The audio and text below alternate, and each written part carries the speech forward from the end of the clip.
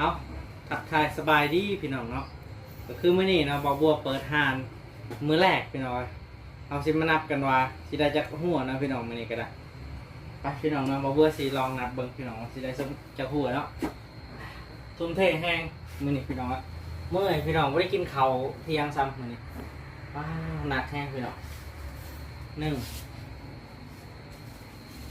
2เนาะพี่น้องเนาะ3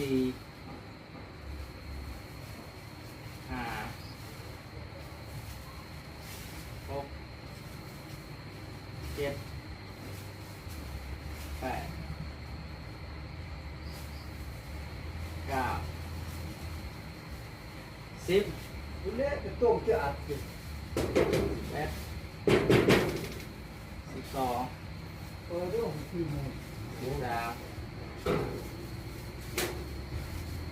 14 เราก็ถ่ายแล้วว้า 16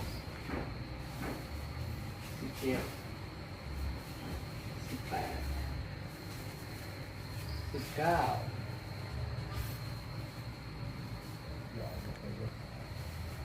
สาวพี่น้องโอ้เด็ด12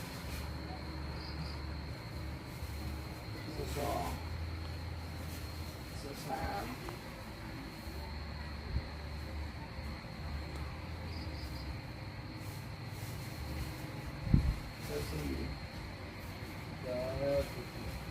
24หัวนะพี่น้องเนาะบะบัวบ่ได้รวมทั้งเด็กน้อยนะพี่น้องเด็กน้อยบะบัวบ่ได้ใส่เนาะอายุประมาณ13-14 ปีบะบัวบ่ได้ใส่หลายคนอยู่พี่น้องแต่ผู้ใหญ่พี่น้องเอาจังได๋ก็ขอบใจลูกค้าหลายๆเนาะที่มาใช้บริการทางสังบัวพี่น้องมื้อนี้ก็ป้า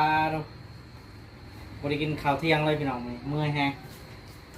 เอาจังได๋ก็ขอบใจหลายๆเด้อขอบใจลูกค้าเนาะเอาบ๊ายบาย